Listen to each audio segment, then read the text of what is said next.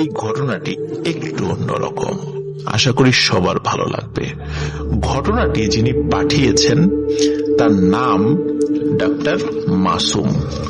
উনি বাংলাদেশের স্বনামধন্য একটি চক্ষু হসপিটালে কর্মরত আছেন, যে হসপিটালটির বিভিন্ন শাখা দেশব্যাপী রয়েছে। আর এই হসপিটালের নারায়ণগঞ্জ শাখায় তিনি কর্মরত আছেন।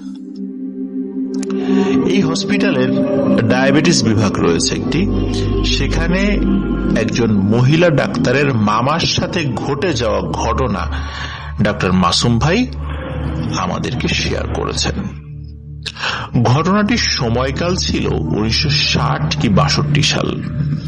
ঘটনাটির স্থান বরিশাল জেলার বাকেরগঞ্জে। ওনাদের গ্রামে সপ্তাহে 2 দিন হাট বসত।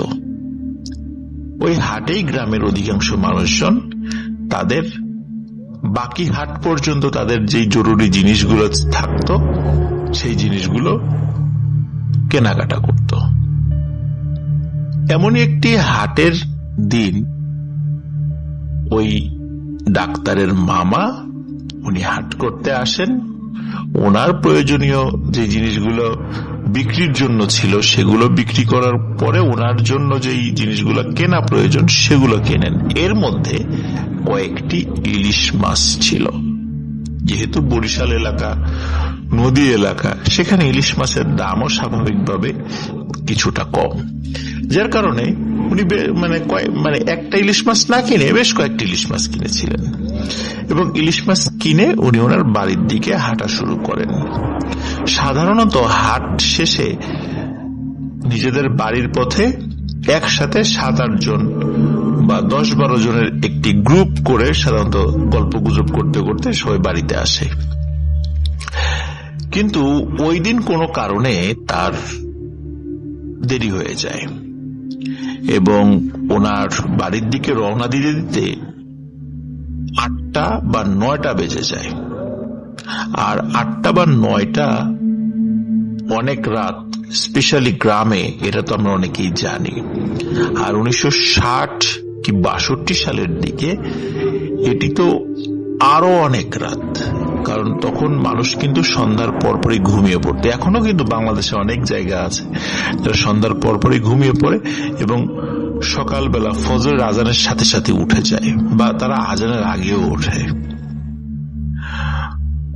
তো উনি যেহেতু রাত করেই ফেলেছিলেন, উনি ফিরছেন ইলিশ মাছ এবং অন্যান্য যে জিনিসগুলো তিনি কিনেছিলেন সেগুলো নিয়ে ফিরছিলেন। আর গ্রামের রাস্তাঘাট সাধারণত দেখবেন যে রাস্তার দুপাশে বেশ গাছপালা ঝোপঝাড় এগুলো থাকে, এখনো তো আছে। আর 1960-62 সালের কথা তো বাদই দিলাম, তখন তো আরো গাছপালা ঝোপঝাড় ছিল। ওনার হাতে কোনো আলো ছিল না, যাদের আলোই ছিল ওনার ভরসা। সেই ভরসা করে উনি কিন্তু এগিয়ে যাচ্ছিলেন। আর রাস্তাঘাট তো না সব চেনাই ছিল, সুতরাং কোনো সমস্যা হওয়ার কথা না। এখানে একটি বিষয়, সেটি হচ্ছে যে মেইন রাস্তা যেটি বাজার থেকে চলে এসেছে সেদিক দিয়ে দীর্ঘ পথ হাঁটার পর একটি জায়গায় এসে রাস্তাটি দুটো দিক চলে গেছে, একটি গ্রামের দিকে আরেকটি সোজা গিয়ে একটি পরিত্যক্ত খাল বা পুকুর এখানে গিয়ে শেষ হয়েছে। খাল বা পুকুরের আগে একটি পরিত্যক্ত কুয়াও রয়েছে। এই পথে দিনের বেলা মানুষজন হাঁটাহাঁটি করলো, সন্ধ্যার পরে এই পথে কেউ যায় না, কারণ ওইদিকে কোনো মানুষের ওই সময়ে ঘর বাড়ি ছিল না। কিন্তু এখন তো অনেক কিছু পরিবর্তন হয়েছে। উনি যখন রাতের বেলা একা একা ওই রাস্তা দিয়ে ফিরছিলেন এবং ওই রাস্তার মোড়ে এসে, যেখান থেকে রাস্তা 2 দিকে চলে গেছে, ওখান থেকে যে উনি কোন দিকে যাবেন সেটা তো উনি জানতেন যে ওনার বাড়ির রাস্তা কোন দিকে। উনি যখন ওনার বাড়ির রাস্তা দিয়ে কিছু পথ এগিয়েছেন, হঠাৎ করে পেছন থেকে কেউ একজন ওনাকে ডেকে ওঠে, যে এই কই যাও, তোমার বাড়ির পথ তো ওইদিকে না, তোমার বাড়ির পথ তো উল্টো রাস্তায়। তখন উনি বেশ চমকে ওঠেন যে কি ব্যাপার, কে ডাকে পেছন থেকে। পেছন দিকে তাকিয়ে দেখেন ওনাদের গ্রামেরই একজন খুব পরিচিত ব্যক্তি, মুরব্বী মানুষ। তখন উনি বলছেন যে কেন, এটাই তো মনে হয় গ্রামের রাস্তা। তখন ওই মুরব্বী বলে, না না, এটা গ্রামের রাস্তা না, এটা ওই যে সেই খালপাড়ে যাওয়ার রাস্তা। তখন উনি চিন্তা করেন যে কি ব্যাপার, আমি কি তাহলে ভুল রাস্তায় আসলাম রাতের বেলা, যেহেতু আলো টালো নেই। উনি চিন্তা করেন যে হতেও পারে যে আমি ভুল রাস্তায় চলে এসেছি। উনি দ্বিধাগ্রস্ত হয়ে পড়েন, যেহেতু পেছন থেকে একজন মানুষ বলছেন। এই চিন্তা করে উনি ওনার বাড়ির পথ ছেড়ে দিয়ে উনি সেই রাতের বেলা ওই পথটি ধরেন, যেই পথে কোনো জনবসতি নেই এবং একটি খাল বা পুকুরের কাছে গিয়ে ওই রাস্তাটি শেষ হয়ে গেছে এবং সন্ধ্যার পরে ওই রাস্তাতে কেউ হাঁটে না। উনি সেই রাস্তা দিয়ে হাঁটতে থাকেন এবং হেঁটে যাচ্ছেন। হাঁটতে হাঁটতে উনি কিন্তু পেছনে আর একজন মানুষের হাঁটার শব্দ শুনছেন এবং পেছন দিকে মাঝে মাঝে তাকিয়েও দেখছেন এবং সত্যিই দেখছেন যে ওই যে লোকটি যিনি তাকে রাস্তা থেকে সরিয়ে এনে অন্য পথ দেখিয়ে দিচ্ছেন, তিনিও হেঁটে আসছেন। কিন্তু পেছন দিকে তাকিয়ে যখন তাকে বলে যে চাচা সামনে আসেন, গল্প করতে করতে যাই, উনি আর সামনে আসেন এবং কোনো কথাও বলে না। আর সেই মামাও বেশ অবাক হন যে কি ব্যাপার, কথা বলে না কেন। যাই হোক, কয়েকবার বলার পরেও যেহেতু উনি ওই মুরব্বী কোনো সারা শব্দ দেয় না, তখন ওই ডাক্তারের মামা যিনি, উনিও বেশ ওনার আত্মসম্মানে লাগে যে কি ব্যাপারে, এতবার বলছি উনি তো কোনো উত্তর দেয় না। যার কারণে উনি আর পরবর্তীতে কয়েকবার বলার পরে আর কোনো পিছন দিকে তাকানো নাই, আর কিছু বলেনও নাই, উনি সোজা হেঁটে যাচ্ছেন। কিন্তু উনি হাঁটার সময় কিন্তু পেছনে আরেকজন মানুষের হাঁটার শব্দ ওনার কানে স্পষ্ট ভেসে আসছিল। কিছু সময় হাঁটার পর উনি সামনে দেখেন যে রাস্তা শেষ এবং রাস্তার শেষ মাথায় সেই পুকুর বা খাল, আর এই খালের পাশেই রয়েছে একটি পরিত্যক্ত কুয়া। উনি বুঝতে পারেন উনি ভুল পথে চলে এসেছেন। উনি পেছন দিকে তাকিয়ে ওই লোকটিকে খুঁজতে থাকেন এবং তাকে বলবেন যে আমাকে ভুল রাস্তা কেন দেখাইলা। কিন্তু উনি পেছন দিকে তাকিয়ে কাউকেই দেখতে পান না। উনি হঠাৎ ফিল করেন যে কুয়ার মধ্যে কিছু শব্দ, খসখস খসখস শব্দ। উনি আসলে বুঝতে পারেন নাই যে এই কুয়াটা বা হন্টেড কিনা বা কি, এরকম কোন কথা আসলে ওনার জানা ছিল না। উনি চিন্তা করেন কি ব্যাপার, কুয়ার মধ্যে খসখস খসখস শব্দ কিসের। উনি কৌতূহলী হয়ে কুয়োর কাছে যান এবং কুয়োর মধ্যে উকি মেরে দেখেন যে ভেতরে কি শব্দ কিসের। যদিও ওনার হাতে আলো ছিল না, কিন্তু চাঁদের আলো বেশ স্পষ্ট ছিল। উনি কুয়োর মধ্যে উকি দিয়ে দেখেন বেশ কিছু ছোট ছোট ছোট ছোট লাল লাল চোখের মতো যেগুলো জ্বলছে। এগুলো ঠিক জোড়া চোখ আর কি, অনেকগুলা, অনেক জোড়া আর কি। এগুলো কুয়ার নিচ থেকে আস্তে আস্তে উপর দিকে উঠে আসছে। ছোট ছোট নিচে থাকতে একটু ছোট দেখা যায়, আস্তে আস্তে উপরে উঠে আসছে এবং বড় বড় আস্তে আস্তে বড় হয়ে যাচ্ছে আর কি সেগুলো। তো উনি চিন্তা করেন যে কি ব্যাপার, এগুলো কি। তখন উনি বেশ ভয় পেয়ে যান এবং ভয়ে যখন দৌড় দেবেন তখন হঠাৎ করে পেছন থেকে কেউ বলে ওঠে, কিরে মাছ কি একা একাই খাবি, আমাদেরকে দিবি না? তোকে এত কষ্ট করে ভুল পথ দেখিয়ে এদিকে নিয়ে আসলাম, তোকে এমনি এমনি যেতে দেব? উনি হঠাৎ ফিল করেন ওই যে কুয়ার মধ্যে মাত্র যে চোখগুলো দেখেছিলেন, যে জোড়া চোখগুলো, এগুলো ওনার চতুর্দিকে ঘুরপাক খাচ্ছে উনি এগুলো দেখে দোয়া দুরুদ পড়তে শুরু করেন। একটা পর্যায়ে লক্ষ্য করেন যে চোখগুলি মিলিয়ে গেল। এরপর উনি রাস্তা ধরে সোজা দৌড় দেন। দৌড় দিয়ে একটি পর্যায়ে এসে সেই মোড়ে চলে আসেন। মোড়ে আসার পর উনি ওনার বাড়ির আসল রাস্তা ধরেন। উনি যখন রাস্তা দিয়ে দৌড়াচ্ছিলেন, ওনার মনে হচ্ছিল যে পেছন থেকে কেউ ওনার পিছু নিয়েছে এবং বেশ কয়েকজন ওনার পিছু পিছু আসছে এবং হাঁটার শব্দ বা দৌড়ানোর শব্দ উনি পাচ্ছেন। উনি একটা পর্যায়ে বুঝতে পারেন যে আসলে এই মাছগুলো নিয়ে আর উনি বাড়িতে ফিরতে পারবেন না। এই মাছগুলো যদি উনি রেখে না যান তাহলে ওনার অনেক বড় ক্ষতি হয়ে যাবে। তারপর উনি মাছগুলো ফেলে দেন, যে বাজারগুলো সাথে ছিল সেগুলোও ফেলে দেন এবং দৌড়াতে দৌড়াতে উনি বাড়িতে এসে চিৎকার দিয়ে সেন্সলেস হয়ে পড়ে যান। বাড়ির সদস্যরা তার চোখে মুখে পানির ছিটা দিয়ে জ্ঞান ফেরান এবং জ্ঞান ফেরানোর পর উনি সব ঘটনা খুলে বলেন। বাড়ির সবাই বলেন, ভালো হয়েছে মাছগুলো ফেলে দিয়ে এসেছ, কারণ ওই মাছ আমরা আসলে আনার পরে খেতেও পারতাম না, ওগুলো খেলে আমাদের অনেক বড় ক্ষতি হয়ে যেত। যাই হোক, ওনার কয়েকদিন জ্বর ছিল, আস্তে আস্তে উনি আবার সুস্থ হয়ে যান। এটি ছিল মাসুম ভাইয়ের প্রথম ঘটনা। আপনারা অনেকেই মর্গের ঘটনা শুনতে চান, দেরি না করে আমি সরাসরি ঘটনাতে চলে যাচ্ছি। তবে সঙ্গত কারণে আমি হসপিটালের নামটি বলতে পারছি না বলে আন্তরিকভাবে দুঃখ প্রকাশ করে নিচ্ছি। শুধু বলবো এটি ময়মনসিংহ বিভাগের কোন একটি জেলার ঘটনা। সময়টি ছিল 1998 সাল।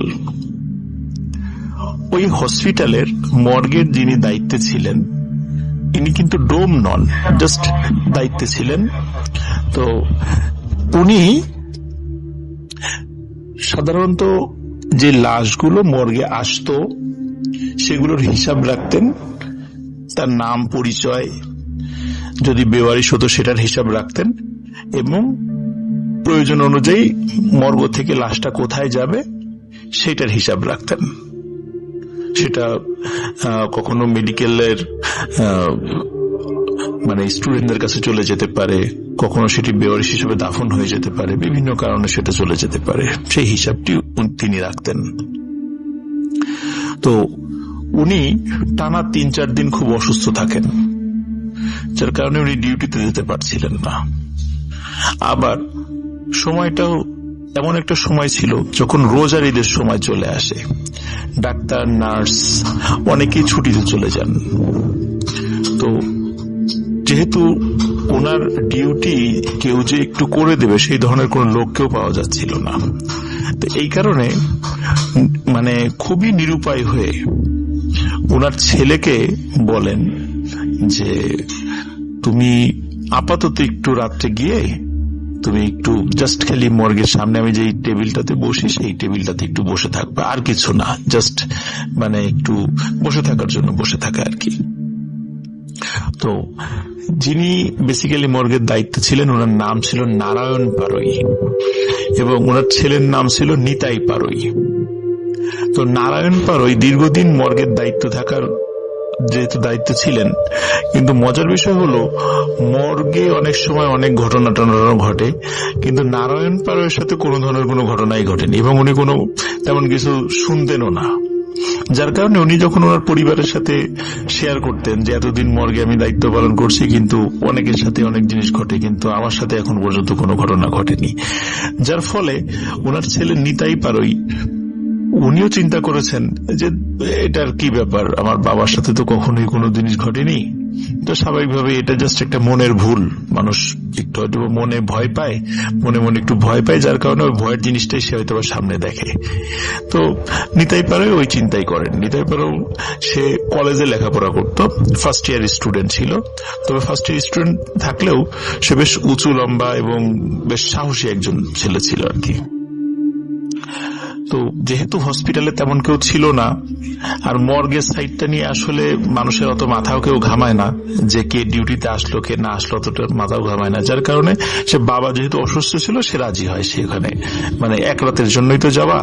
সময়টা ছিল ঠিক রোজার ঈদের পরের দিন, যখন মোটামুটি খুব শুনশান নীরবতা, হসপিটালের রোগীর সংখ্যাও কম, ডাক্তার নার্সের সংখ্যাও কম ছিল। তো ওই রাত্রে নিতাই পারুই সে তার বাবা যেই টেবিলে বসে সেই টেবিলে বসে জাস্ট একটু বসে থাকার জন্য বসে থাকে আর কি, সে বসেছিল।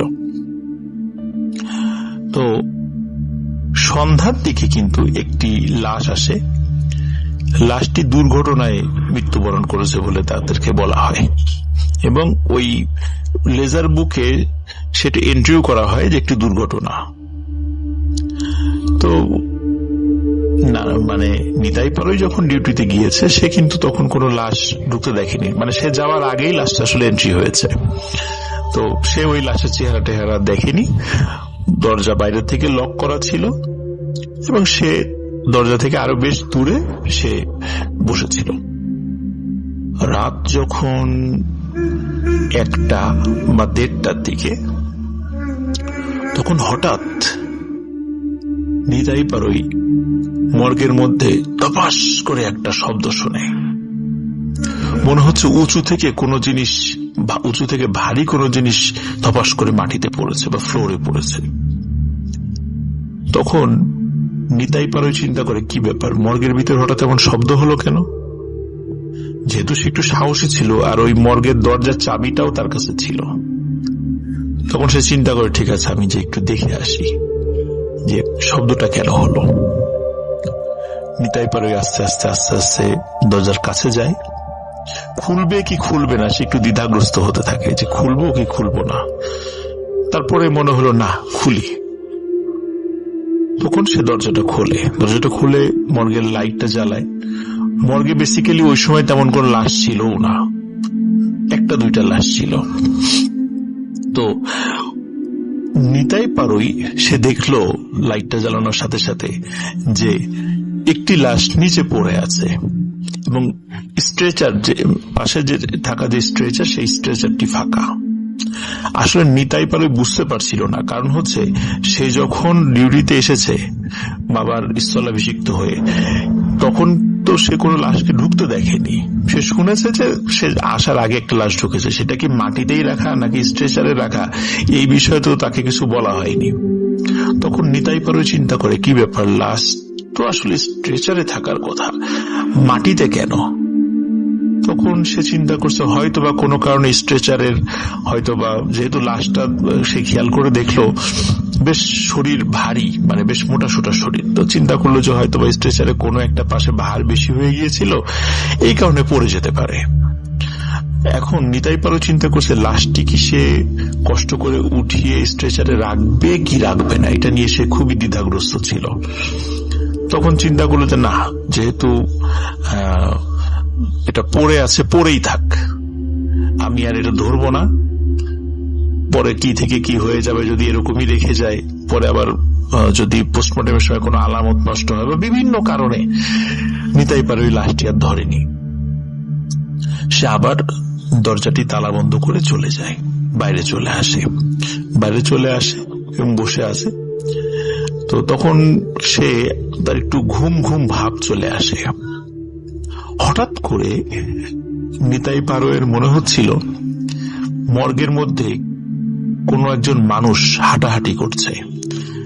মনে করুন যে যদি কেউ ইচ্ছাকৃতভাবে ভেজা পায়ে ফ্লোরে, মনে করুন যে ফ্লোরে পানি আছে, তো ওই পানিওয়ালা ফ্লোরে কেউ যদি থপাস থপাস করে পা ফেলে কেমন শব্দ হতে পারে, তো মনে হচ্ছে ওরকম শব্দ করে কেউ পুরো ফ্লোর ভরে বা ওই মর্গের মধ্যে হেঁটে বেড়াচ্ছে।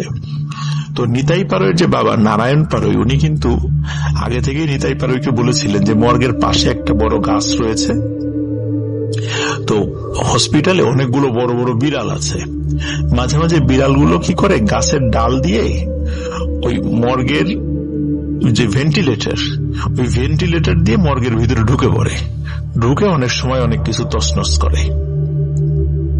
তো নিতাই পারো চিন্তা করেছে হয়তোবা এমন কিছু হতে পারে, কোনো বিড়াল ঢুকেছে, এই জন্য সে শুরুর দিকে বিষয়টা এত পাত্তা দেয়নি। কিন্তু কিছুক্ষণ পর মনে হচ্ছিল যে বিড়াল হাঁটলে তো এরকম শব্দ হওয়ার কথা না, এত জোরে শব্দ হওয়ার কথা না, আসলে এই শব্দটা কিসের? তখন নিতাই পারো একটু সন্দেহ জাগে। সে আস্তে আস্তে আবার মর্গের দরজার কাছে যায়। কাছে গিয়ে সে দরজাটি খোলে। খোলার পরে মর্গের ভিতরে লাইট জ্বালায়। তো লাইট জ্বালিয়ে সে দেখে যে লাশটি ওখানেই পড়ে আছে, সে ঘন্টাখানেক আগে যেখানে দেখে গিয়েছিল, স্ট্রেচারের নিচে। তো শব্দটা কি হচ্ছিল? তো চিন্তা করলো যে বিড়াল যদি ঢুকে থাকে তাহলে আমি একটু খুঁজে দেখি কোথায়, এবং ওকে বের করে দিই মর্গের বাইরে। তখন সে কি করে, মর্গের আরো কয়েকটা লাইট জ্বালিয়ে বিড়ালটাকে খুঁজতে থাকে, এবং খুঁজতে খুঁজতে হঠাৎ করে সে সত্যি সত্যি বিড়ালটাকে আবিষ্কার করে। দেখে বড় একটি বিড়াল, কিন্তু সেটি জীবিত না, মৃত। এবং মনে হচ্ছে কে যেন টান দিয়ে বিড়ালের মাথাটা ছিঁড়ে ফেলেছে। বিড়ালের বডি এক জায়গায়, মাথা আর এক জায়গায়, এবং রক্তে ফ্লোরের একটা পাশ ভেসে গিয়েছে। তখন মনে হলো খুব বেশিক্ষণ আগে বিড়ালটি মারা যায়নি, তো কে মারল? তখন নিতাই পারো আসলেই ভয় পেয়ে যায় যে আসলে এখানে কি হচ্ছে, কে মারলো বিড়ালটাকে। তখন নিতাই পারোই চিন্তা করে আর এক মুহূর্ত নয়, এখানে আমি দ্রুত এখান থেকে বের হয়ে যাব। এই চিন্তা করে নিতাই পারো যখনই পেছন ঘুরেছে, হঠাৎ করে দেখে যে লাশটি নিচে পড়েছিল সেই লাশটি দাঁড়িয়ে আছে। এই দৃশ্য দেখে নিতাই পারো প্রচন্ড শব্দে একটি চিৎকার দিয়ে দরজার দিকে যেতে থাকে, কিন্তু দরজা পর্যন্ত যাওয়ার আগেই নিতাই পারো সেন্সলেস হয়ে পড়ে যায়। পরের দিন সকালবেলা যখন হসপিটালে অন্যান্য লোকজন আসে, দেখে মর্গের দরজা খোলা এবং ভিতরে নিতাই পারোই পড়ে আছে। সবাই নিতাই পারোর জ্ঞান ফিরানো হয়, সবাই চেষ্টা করে নিতাই পারোর জ্ঞানটি ফিরানোর জন্য। নিতাই পারোর জ্ঞান ফেরে। জ্ঞান ফেরার পরে নিতাই পারো সব ঘটনা খুলে বলে। তো অদ্ভুত ব্যাপার যে নিতাই পারোর বর্ণনা অনুযায়ী লাশটি স্ট্রেচার থেকে নিচে পড়েছিল, কিন্তু আসলে সবাই এসে দেখে লাশটি কিন্তু স্ট্রেচারের উপরেই ছিল, লাশটি আর নিচে ছিল না। এবং একটি বিষয় সবাই আবিষ্কার করে, ওই বিড়ালটির মাথা সত্যি সত্যি ছেঁড়া ছিল এবং বিড়ালের ডেড বডিটা পাওয়া যায় ওখানে।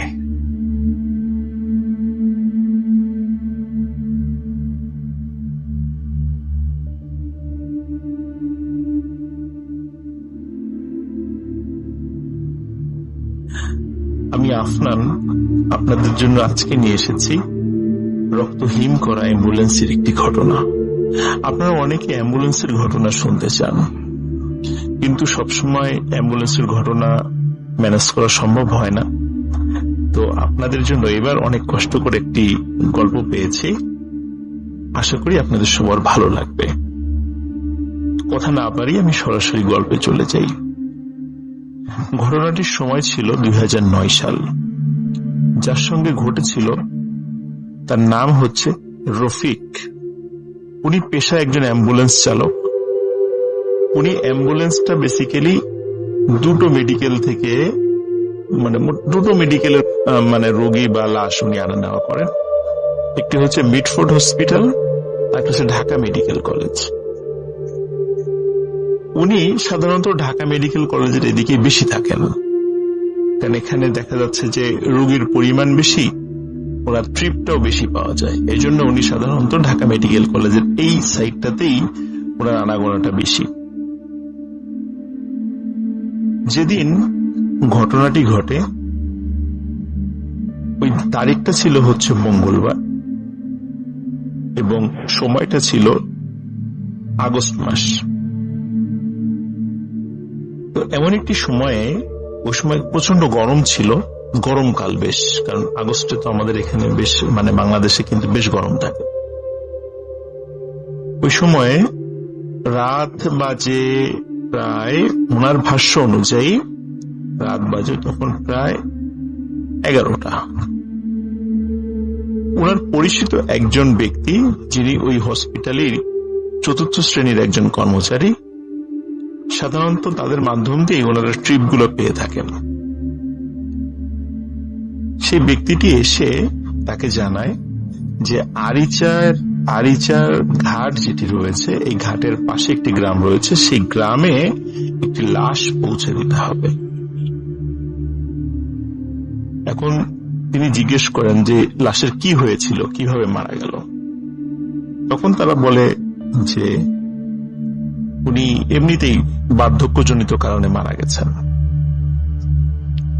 তো এই কথা বলার পর উনি রাজি হয়ে যান এবং সাধারণত মানে যে ভাড়া ওনারা ঠিক করেন অ্যাম্বুলেন্স চালকরা, দেখা যাচ্ছে ভাড়ার একটি অংশ যিনি এই ট্রিপটা এনে দেন তাকে দিতে হয়।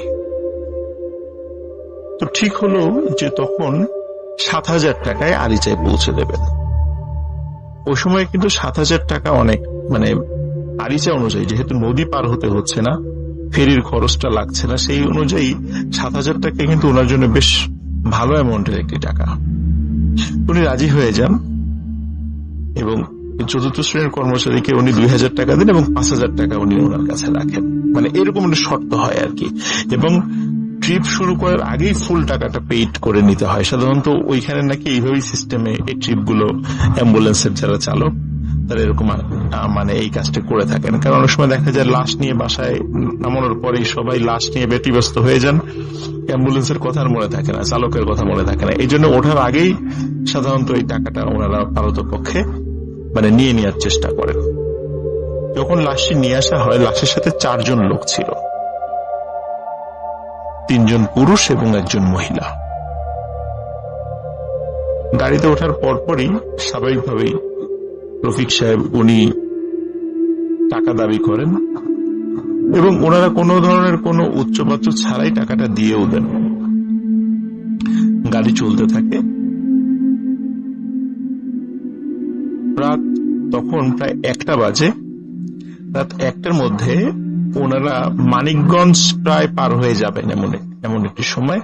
তো হঠাৎ করে উথুলি নামক একটি জায়গা রয়েছে, এই উথুলি জায়গা থেকে সামান্য একটু পার হলেই হাতের বাম দিক দিয়ে পাটুরিয়া ঘাটের দিকে রাস্তা চলে গিয়েছে এবং সোজা রাস্তাটা চলে গেছে হচ্ছে আরিচা ঘাটের দিকে। এখন যেহেতু আরিচা ঘাট দিয়ে ওইভাবে ফেরি পার হয় না, এখন পাটুরিয়া ঘাট দিয়েই হয়, এই জন্য আরিচা ঘাটগামী ওই রাস্তাতে সাধারণত যানবাহন খুব কম চলাচল করে। দিনের বেলাতেও কম চলাচল করে, রাতের বেলা তো কোনো কথাই নেই। যখন উথুলি নামক ওই জায়গাটাতে উনি আসছেন গাড়ি নিয়ে, হঠাৎ করে গাড়িতে একটি ঝাঁকুনি দেয়। সাধারণত ব্রেক করা ছাড়া যদি কোনো একটি গাড়ি স্পিড ব্রেকার পার হয়, ঠিক যেভাবে ঝাঁকি লাগে অমন একটি ঝাঁকি লাগে, একটি ঝাঁকি অনুভূত হয় গাড়িতে। তখন ঝাঁকি খেয়ে সাধারণত দেখা যাচ্ছে যে গাড়ির যাত্রীরা একটু কথা বলে ওঠেন যে এই আসতে চালক। তখন রফিক সাহেব দেখলেন যে না, ওনারা কোনো কথা বললেন না। এবং রফিক সাহেব একটা বিষয়টা খেয়াল করলেন যে যখন উনি তো এর আগেও এখানে আসছেন, ঠিক যে জায়গাটাতে গাড়িতে ঝাঁকি লেগেছে এখানে কোনো স্পিড ব্রেকার ছিল না, কোনো উঁচু জায়গা ছিল না, তাহলে হঠাৎ করে ঝাঁকি লাগলো কেন? উনি চিন্তা করেন হয়তো বা চাকার নিচে কোনো ইট বা শক্ত কিছু পড়েছিল, এই জন্য ঝাঁকি লেগেছে, উনি খেয়াল করতে পারেননি। উনি আর 7-5 ভাবেননি, উনি সোজা চলে যাচ্ছেন। তো উনি যখন আরিচার রাস্তা দিয়ে ঢোকেন, এই জায়গাটা কিন্তু খুবই নীরব। যারা ওই রাস্তায় কখনো চলাচল করেছে, এমনকি দিনের বেলাতেও, তারা কিন্তু আপনারা জানেন যে রাস্তার 2 ধারে এখনো পর্যন্ত তেমন কোনো মানব বসতিই নাই, দীর্ঘ পথ কোনো মানব বসতি নেই। একদম ঘাটের কাছাকাছি গিয়ে গ্রাম রয়েছে, কিন্তু তার আগ পর্যন্ত রাস্তার 2 ধারে ওইভাবে কোনো আপনারা বসতি দেখতে পাবেন না। এখনো তো সামান্য কিছু হয়েছে, আগে তো সেটাও ছিল না। উনি যখন যাচ্ছেন প্রায় 1 কিলোমিটার পার হওয়ার পর হঠাৎ করে একজন পুরুষ যাত্রী, যিনি ওই লাশের সাথে ছিলেন, তার আত্মীয়, উনি বললেন যে এই ড্রাইভার গাড়ি থামাও। তখন রফিক সাহেব গাড়িটা থামিয়ে দেন। উনি ভাবেন এখানে হয়তোবা তাদের বাড়ি, এখানে হয়তোবা নামবে তারা। ওই ব্যক্তি রফিক সাহেবকে বলেন, আমরা লাশ নিয়ে এখানেই নামবো। রফিক সাহেব স্বাভাবিকভাবে গাড়ি থেকে নামেন, পেছনের যে ব্যাক ডালাটা আছে সেটা খুলে দেন এবং স্ট্রেচারে করে লাশটা নামান। নামানোর পরে রফিক সাহেব অবাক হয়ে দেখেন যে আশেপাশে কোনো ঘর বাড়ি নাই। তখন জিজ্ঞেস করলেন যে আপনাদের বাড়ি কোথায়? এখানে তো আশেপাশে ঘর বাড়ি দেখছি না, আপনার লাশ নিয়ে যাবেন কিভাবে? আপনাদের কোনো আত্মীয় স্বজন তো এখানে দেখছি না। তখন ওনাদের মধ্যে একজন বলেন যে সে চিন্তা তোমাকে করতে হবে না, সেটা আমরা দেখব, তুমি চলে যাও। যেহেতু উনি আগের থেকেই টাকা পেয়ে গিয়েছিলেন, সুতরাং তার কোনো উচ্চবাচ্য ছিল না, এই জন্য উনি ওইখানে গাড়ি ঘুরিয়ে আবার ঢাকার উদ্দেশ্যে রওনা করেন। উনি যখন রওনা করছিলেন, রওনা করতে করতে ঠিক উথুলি যে স্ট্যান্ডটা, বাস স্ট্যান্ড যেটা আছে, সেখানে আসার পরে দেখলেন যে 4 জন লোক হাত ইশারা করে তাকে থামতে বলছে। উনি অবাক হয়ে দেখলেন যে এই 4 জন লোক তো সেই 4 জন লোক যাদেরকে উনি এই মাত্রই নামিয়ে দিয়ে এসেছেন, এবং তাদের সাথে একটি লাশও রয়েছে। উনি খুব অবাক হন। উনি গাড়ি থামান, উনি জিজ্ঞেস করেন, কি ব্যাপার আপনারা এখানে? আপনাদেরকে না একটু আগেই নামিয়ে দিয়ে আসলাম। তখন ওনারা বলেন, কি বলছেন আপনি? আপনি তো উথুলিতে আমাদেরকে নামিয়ে দিলেন,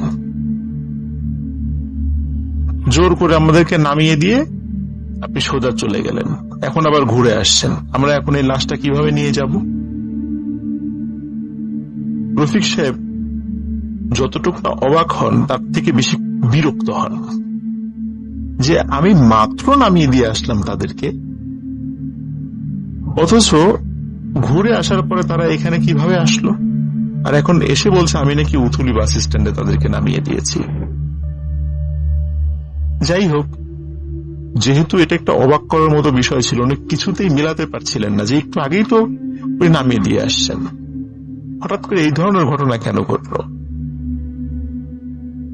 তো উনি 7-5 না ভেবে বলেন যে আচ্ছা ঠিক আছে, ওঠেন, গাড়িতে ওঠেন, আমি আবার আপনাদেরকে নামিয়ে দিয়ে আসছি। তখন উনি আবার ওই লাশ সহ ওই যাত্রীদেরকে গাড়িতে তোলেন, তুলে আবার গাড়ি চলা শুরু করে। চলতে চলতে চলতে চলতে হঠাৎ একটি জায়গায় উনি চলে আসেন, সেই জায়গাটি যেই জায়গাটিতে একটু আগেই 4 জন ব্যক্তি সমেত লাশ নামিয়ে দিয়েছিলেন, এবং উনি দেখছেন যে এই 4 জন ব্যক্তি হাত ইশারা করে তাকে থামতে বলছে। উনি এবার ভয় পেয়ে যান যে কি ব্যাপার, তাহলে আমার গাড়িতে কে বসা? পিছন দিকে তাকিয়ে দেখেন গাড়িতে কেউ নেই। উনি প্রচন্ড ভয় পান, তারপরও গাড়ি থামান, যেহেতু এই জায়গাটাতেই উনি নামিয়ে দিয়ে গেছিলেন তাদেরকে। উনি জিজ্ঞেস করেন, কি ব্যাপার, কি হয়েছে? তখন ওদের মধ্যে থেকে একজন বলেন যে আপনি আমাদেরকে এখানে নামিয়ে দিয়ে চলে গেলেন কেন? আমরা কি এখানে নামবো? এখানে নিয়ে আমরা লাশ নিয়ে কোথায় যাব? আমরা তো আরিচার পাশে যে গ্রামটি রয়েছে সেখানে যাব। রফিক সাহেব এবারও অবাক হন এবং বিরক্ত হন। তখন উনি বলেন যে আপনারাই বললেন যে এখানে নামিয়ে দিতে, আমি নামিয়ে দিলাম, আবার আমি ঘুরে চলে গেলাম, আবার আপনাদেরকে আরিচা থেকে এখানে নিয়ে আসলাম, এটা কি হচ্ছে? তখন তারা বলে, কি ব্যাপার, আপনি আরিচায় আমাদেরকে পাবেন কোথায়? আমরা তো এখানে দাঁড়িয়ে আছি, আপনি তো আমাদেরকে জোর করে এখানে নামিয়ে দিয়ে গেলেন। তখন উনি বলেন, আমি আপনাদেরকে জোর করে কিভাবে নামাবো? লাশ সহকে কেউ জোর করে কাউকে নামায়? এইভাবে ওনাদের সাথে তর্কাতর্কি হয়। যাই হোক, এক পর্যায়ে রফিক সাহেব বলেন, আচ্ছা ঠিক আছে, ওঠেন, আপনারা কোথায় যাবেন আমি নামিয়ে দিচ্ছি। কিন্তু ওনার মনের মধ্যে কিছুতেই যে খচখচানি হচ্ছিল সেটা যাচ্ছিল না, যে এখানে আমি প্রথমে নামালাম, আবার চলে যাওয়ার পর পুতুলি বাস স্ট্যান্ডে তাদের সাথে দেখা। তারা বলল তারা নাকি পুতুলি বাস স্ট্যান্ডে তাদেরকে নাকি আমি নামিয়ে দিয়েছি। আবার তাদেরকে উঠিয়ে আনার পর এখানে আবার তাদেরকে দেখছি, অথচ গাড়ির মধ্যে থেকে তাদের কাউকে দেখছি না। তাহলে তারা কোথায় গেল বা কি হচ্ছে আমার সাথে? উনি মনে মনে খুব ভয় পাচ্ছিলেন, কিন্তু যেহেতু উনি প্রায় ৪৫ বছর বয়স ওনার ছিল রফিক সাহেবের, এবং মোটামুটি ২০-২২ বছর থেকেই উনি এই অ্যাম্বুলেন্স চালান। অনেক ঘটনাই, ছোটখাটো ঘটনা এই অ্যাম্বুলেন্স চালাতে গিয়ে রাস্তাঘাটে ওনার সাথে ঘটেছে, একদম টুকিটাকি সেই জিনিসগুলো। কিন্তু এই ধরনের অদ্ভুত বিষয় ওনার সাথে কিন্তু কখনো ঘটেনি। উনি গাড়ি চালাচ্ছিলেন, প্রায় ১.৫ কিলোমিটার যাওয়ার পর হঠাৎ একজন বলেন যে একটু গাড়িটা থামান।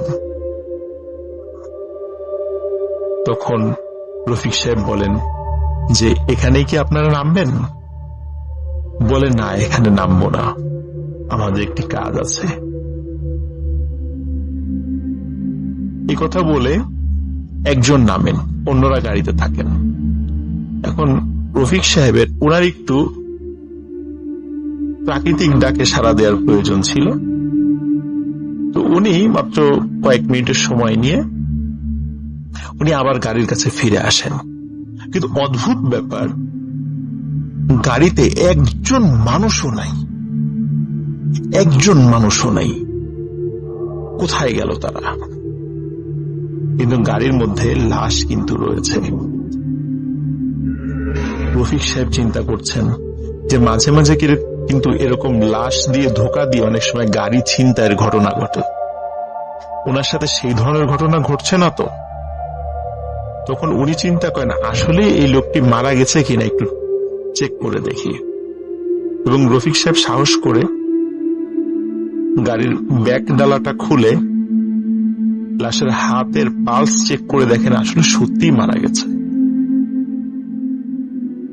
এবং লাশের উপরের কাপড়টা সরিয়ে দেখেন যে সেটা একটা পুরুষ মানুষের লাশ, বয়স ৭০ বা ৮০ হবে এমন বয়স। তো দেখে মনে হচ্ছিল উনি স্বাভাবিকভাবেই মারা গেছেন। তখন উনি চিন্তা করলেন যে আসলেই তো এটা লাশ, এখানে লাশ দিয়ে ধোকা দেওয়ার তো কিছু নাই, কিন্তু লোকগুলো কোথায় গেল? উনি অনেক ডাকাডাকি করার পরেও কোন লোককে দেখতে পেলেন না।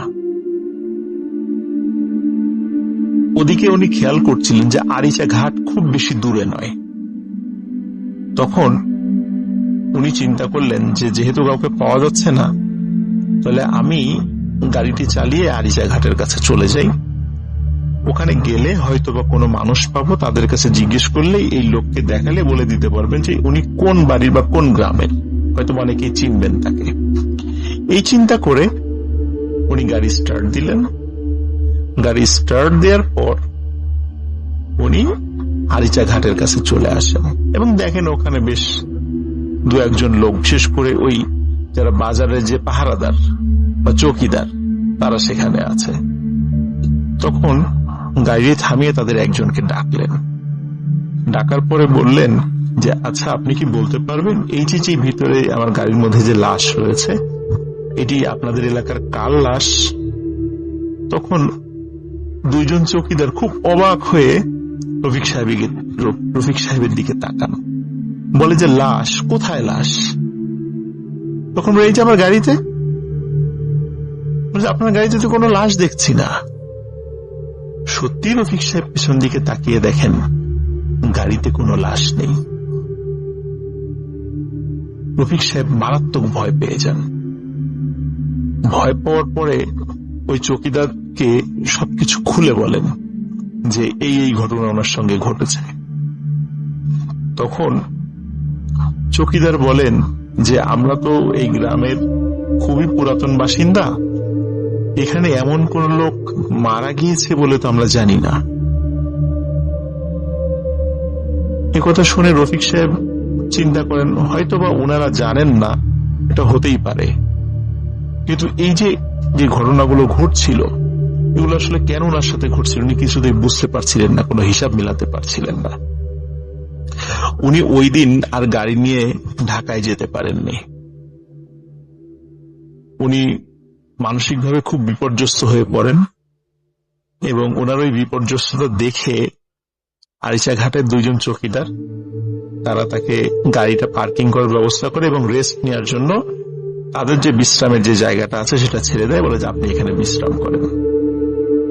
এবং বিশ্রাম করার পর সকালবেলা যখন উনি ওঠেন রফিক সাহেব, তখন আশেপাশে অনেক লোক আসে, সবাই কৌতূহল হয়ে তাকে প্রশ্ন করতে থাকেন যে আসলে কি ঘটনা ঘটেছিল। উনি আবারও সেটা খুলে বলেন। তখন একজন লোক বলেন যে হ্যাঁ, আমাদের পাশের গ্রামে একজন মুরব্বী মারা গিয়েছে, কিন্তু সে যতটুকু জানে যে রাত প্রায় 3টার দিকে তার জানাজা হয়েছে এবং জানাজা করার পর তাকে কবরস্থও করা হয়েছে এবং তাকে নাকি একটি মাইক্রোবাসে করেই নিয়ে আসা হয়েছিল। উনি খুব অবাক হন যে আসলে আমি তাহলে কার লাশ নিয়ে আসলাম। তখন উনি বলেন যে আসলে এই লাশের বাড়িটি কোথায় আমাকে দেখাতে পারবেন? তখন একজন লোক ওই বাড়িতে নিয়ে যায় তাকে। বাড়িতে নিয়ে যাওয়ার পর উনি লক্ষ্য করেন যে যে চারজন লোককে উনি নিয়ে এসেছিলেন সেই 4 জন লোক ওই বাড়িরই আত্মীয় স্বজন, কিন্তু এই 4 জন লোক ওই ড্রাইভারকে চিনতে পারছে না কিছুতেই।